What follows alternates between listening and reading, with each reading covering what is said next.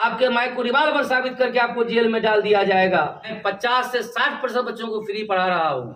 राम ने उत्थान के लिए यूज किया, आज पूजे जाते हैं। रावण ने विनाश के लिए यूज किया, समूल विनाश हो गया। इसलिए पिछले दिनों मैंने गरीबों की आवाज उठाई और भूमिहीनों के दर्द को बांटने का प्रयास किया, तो खुन्नस में आकर नगर आयुक्त आरिफ हसन जी ने, जो मकान किसी को नहीं दिखता है क्योंकि सड़क के नीचे आप देखते हैं, इनको 3 मंजिला बना के फाइन कर दिया।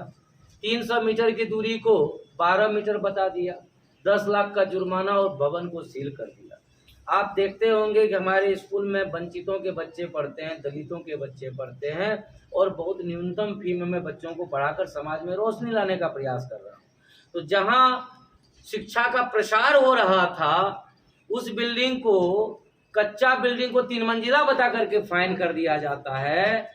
जो बिल्डिंग शहर में किसी को नहीं दिख रहा था वह नगर आयुक्त महोदय को 3 मंजिला दिख जाता है, और जो बिल्डिंग शहर में सबों को दिख रहा है, सौरा नदी के 10 मीटर के अंदर 8 मंजिली इमारत बनकर तैयार हो रही है, जो पूर्णिया के सौरा नदी के इकोलॉजी को प्रभावित कर रहा है। सौरा नदी में बांध बना करके रास्ता बनाया गया वहां जाने के लिए, वह बिल्डिंग नगर आयुक्त महोदय को क्यों नहीं दिख रहा है? सवाल है कि क्या नगर आयुक्त महोदय सापेक्ष कार्यवाही करके शहरवासियों का दिल जीत पाएंगे? आप इस बिल्डिंग को देखिए, नदी में बना हुआ यह बिल्डिंग शहर के इकोलॉजी को पूर्णतः प्रभावित करने के लिए आमादा है। इस बिल्डिंग के कारण सौरा नदी के आने वाले समय में सूख जाने की संभावना है, और यदि सौरा नदी सूख जाती है तो आप तमाम लोगों को पता है कि पूर्णिया में जलाभाव हो जाएगा और पूर्णिया के लोगों को पानी के लिए तरसना पड़ जाएगा। ऐसी स्थिति में इस बिल्डिंग पर दर्जनों आरटीआई लगा हुआ है। दर्जनों बार पूर्णिया के प्रमंडलीय आयुक्त ने जांच करने का आदेश निर्देश दिया है, लेकिन महोदय आरिफ हसन जी जो नगर आयुक्त हैं इस पर कोई संज्ञान नहीं ले रहे हैं, जो गंभीर भ्रष्टाचार और गंभीर पक्षपात की ओर इशारा कर रहा है। मैं आप तमाम साथियों के माध्यम से यह कहना चाहता हूं कि देखिए, एनएच के किनारे यह बिल्डिंग है मिलिया इंटरनेशनल स्कूल का। इस बिल्डिंग पर जो कि कहा जा रहा है कि बिना नक्शा का और अवैध भूमि में बना हुआ 2010 से इस पर केस चल रहा है, और आज तक इस पर एक नोटिस चस्पा नहीं हुआ है, जो गंभीर उगाही, गंभीर भ्रष्टाचार और गंभीर पक्षपात की ओर इशारा कर रहा है। मैं आपके माध्यम से पूछना चाहता हूं कि आप मुंह देखा कार्यवाही क्यों करते हैं? ये बिल्डिंग रामबाग में मिलिया कॉन्वेंट का है, जो नाले पर बना हुआ है। खुल्लम खुल्ला उल्लंघन है, नाले पर बिल्डिंग बना हुआ है, इस पर कोई नोटिस चस्पा नहीं किया गया है। ये किस ओर इशारा करता है? आप मीडिया बंधुओं से मैं पूछना चाहता हूँ। मिलिया इंस्टीट्यूट ऑफ टेक्नोलॉजी की दर्जनों बिल्डिंग जो सौरा के कछाड़ में बिना किसी नक्शा के बने हुए हैं, उन बिल्डिंगों पर आज तक कोई नोटिस चस्पा नहीं किया जाना, किस ओर इशारा हो रहा है? अब सबसे गंभीर बात जिस पर आप तमाम साथियों का ध्यान मैं खींचना चाहूंगा, आप इस लेटर को देखिए।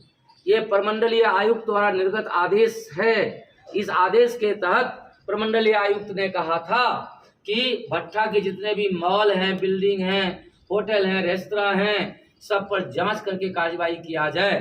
लेकिन आयुक्त महोदय ने पिक एंड चूज की प्रक्रिया को अप्लाई करते हुए एक बिल्डिंग को चुना, अन्य को छोड़ा। मैं पूछना चाहता हूं, क्या यह गंभीर भ्रष्टाचार, गंभीर उगाही और गंभीर पक्षपात की ओर इशारा नहीं है? मैं आप तमाम साथियों से पूछना चाहता हूं।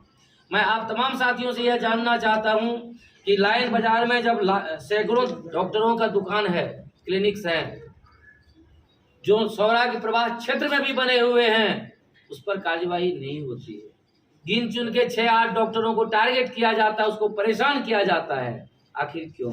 मैं आपके माध्यम से पूछना चाहता हूं जिला प्रशासन से कि आर्टिकल 32 हमारे संविधान का आर्टिकल है, जो हमें विरोध करने का अधिकार देता है, शांतिपूर्ण विरोध का। मैं 20 तारीख को बाकायदा निवेदन करते हुए एप्लीकेशन डालकर कि 25 को मैं धरना प्रदर्शन करूंगा शांतिपूर्ण। 6 दिन पहले दिए गए आवेदन के बावजूद जब मैं शांतिपूर्ण धरना प्रदर्शन करता हूं, जो हमारा कॉन्स्टिट्यूशनल और हमारा फंडामेंटल राइट है, फिर भी मेरे ऊपर 107 का केस कर दिया जाता है। मैं आपके माध्यम से पूछना चाहता हूं कि यह किस प्रक्रिया के आधार पर किया गया? ना ही धरना के पूर्व ना ही धरना के बाद कोई अप्रिय घटना घटी। सारे लोगों के पास फुटेज है उस धरना का, जिसमें किसी को भड़काने की बात नहीं करी गई है, किसी को उद्वेलित करने की बात नहीं की गई है। फिर भी 107 का केस क्यों किया गया? क्या नागरिक अधिकारों का कुचलने का पूरा प्रबंधन कर रखा है इन लोगों ने? मैं पूछना चाहता हूं आपके माध्यम से नगर आयुक्त महोदय पूर्णिया से कि आपने 5 से 10 हजार घरों पर अनुमानित नोटिस चस्पा किया था। जब मैंने आरटीआई से जवाब मांगा आपसे, तो आपने जवाब में लिखा है कि सिर्फ 61 लोगों पर कार्रवाई की जा रही है।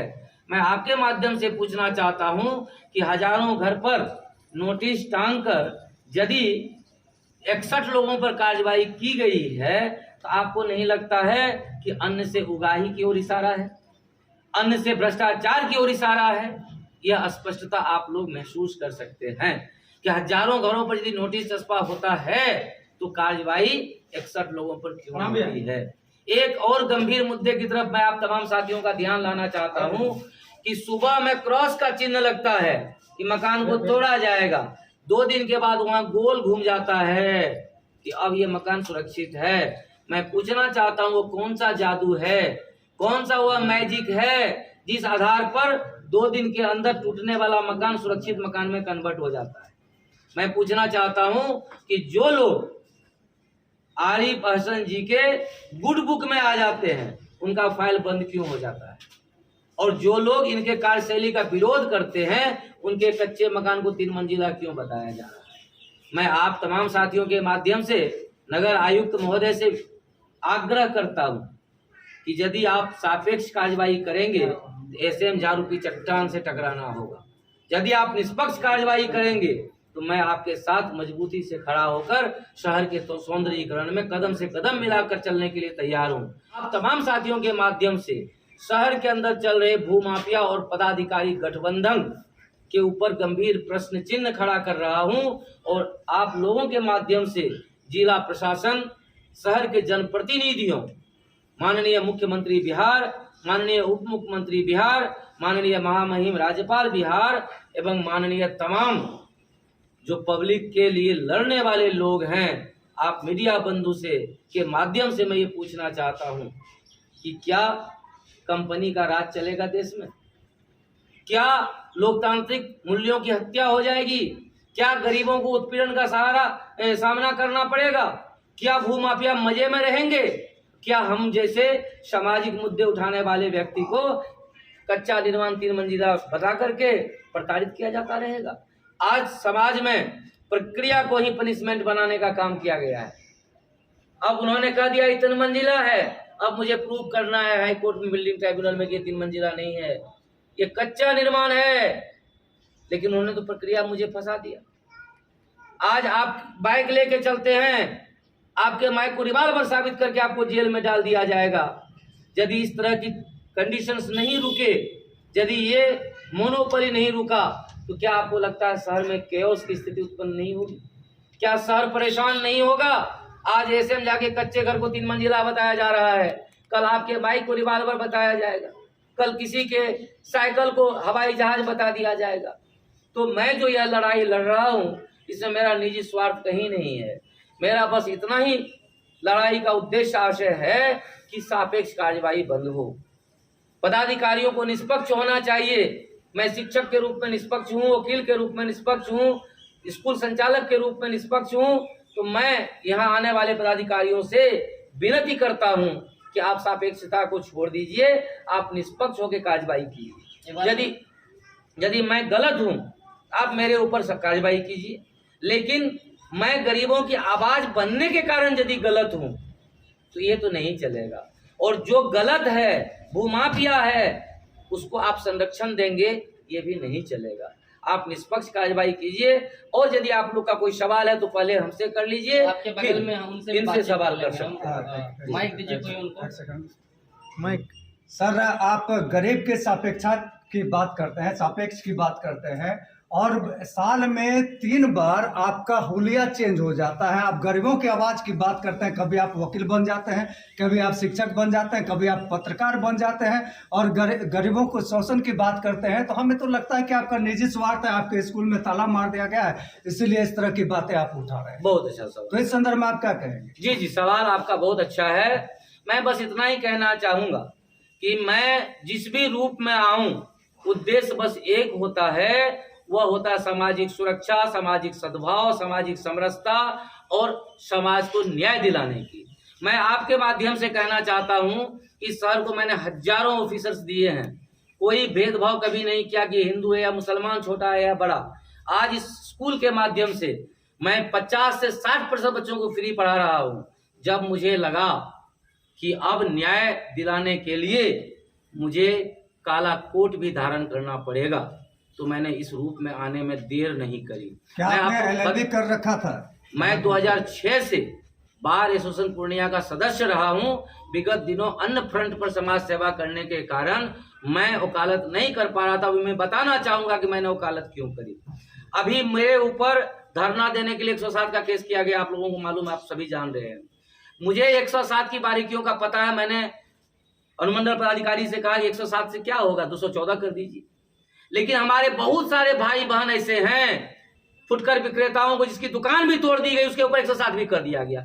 107 के नाम से बुखार आ जाता है लोगों को। आखिर हमारे उन भाई बहनों को न्याय कौन दिलाएगा? कौन दिलाएगा न्याय? तो वहां भी कोर्ट में भी इस कोट पहनकर मेरा उद्देश्य गरीबों को न्याय दिलाने की है, आपके न्याय की लड़ाई लड़ने की है, आपको कानून की बारीकियां समझाने की है, ताकि आपको कोई डरा करके प्रताड़ित नहीं कर सके।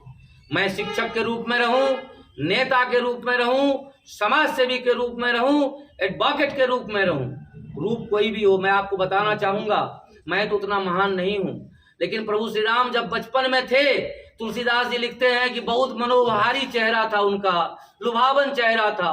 जब वह जनकपुर गए तो एक ही राम कई अन्य लोगों को अन्य रूप में दिख रहे थे। जो प्रभु को मानने वाले थे उनको मासूम दिख रहे थे, जो दैत्य प्रवृत्ति थे उनको राक्षस दिख रहे थे। और जब बाली को मारने की बात आई थी तो छुप कर पेड़ के पीछे से मारे थे, और जब रावण का संहार करने की बारी आई थी तो प्रचंड रूप धारण किए थे। माँ दुर्गा, जिसको कहते हैं माँ कह करके संबोधित करते हैं, जब दैत्य का संहार करना पड़ा था तो उन्होंने भी एक हाथ में भाला, एक हाथ में तलवार, हाथ में खप्पर लेकर दैत्य शक्तियों का विनाश कर दिया था। तो मैं आपको कहना चाहता हूं कि कोई भी व्यक्ति रूप बदलकर मजबूर होता है तब जब उसके सामने समाज को कुचलने की बात की जाती है, तब वह रूप बदलने के लिए मजबूर होता है। और रूप बदलता है, फितरत नहीं बदलती है। हर जगह एक ही चीज आपको देखने को मिलेगी, वह समाज के प्रति सचेतता, समाज के प्रति समर्पण, समाज के प्रति अपने आप को मिटा देने की प्रवृत्ति। आप जनता के न्याय की बात करते हैं। यह रूप जो आज मैं देख रहा हूं ऑन कैमरा, ये आप पहले भी जनता के न्याय के लिए पहन सकते थे, लेकिन आप उस समय में पहने जब आप खुद मुसीबत में घिर गए। बहुत अच्छा सवाल है। मैं आपसे पूछना चाहता हूं, जो पूर्णिया अमन, चैन, समृद्धि और विकास का प्रतीक रहा है, ये अधिकारी जब तक पूर्णिया में नहीं आए थे, पूर्णिया के फुटकर विक्रेता शांति से जी रहे थे, लोग अच्छे खाना खा रहे थे, बच्चों को पढ़ा रहे थे, और औने पौने संविधान के आर्टिकल 21 का वायलेशन करते हुए आके औने पौने जिस भी निर्देश, देखिए मैं कहना चाहता हूं, इन्होंने लिखा है एक जगह, प्राप्त शक्ति के आधार पर मैं 10 लाख का फाइन करता हूं। अरे भाई, शक्ति यदि सार्थकता में खर्च हो पूजनीय हो जाता है, लेकिन शक्ति यदि विनाश में खर्च हो तो वह निंदनीय होता है। शक्ति प्रभु राम के पास भी था, शक्ति रावण के पास भी था। राम ने उत्थान के लिए यूज किया, आज पूजे जाते हैं। रावण ने विनाश के लिए यूज किया, समूल विनाश हो गया उसका। तो मैं पूछना चाहता हूं कि प्राप्त शक्ति की जो आप बात करते हैं, उसका दुरुपयोग वेलफेयर डेमोक्रेसी है। वेलफेयर डेमोक्रेसी में कानून लिमिटेड है, कानून लिमिटेड है, लिमिटेड एरिया को पार नहीं कर सकता है। कानून का उद्देश्य कभी प्रताड़ना नहीं हो सकता है। कानून का उद्देश्य लोगों की सुरक्षा होनी चाहिए। इससे पहले हालात भी नहीं हुए थे, इसलिए इससे पहले मैंने कोर्ट भी नहीं किया।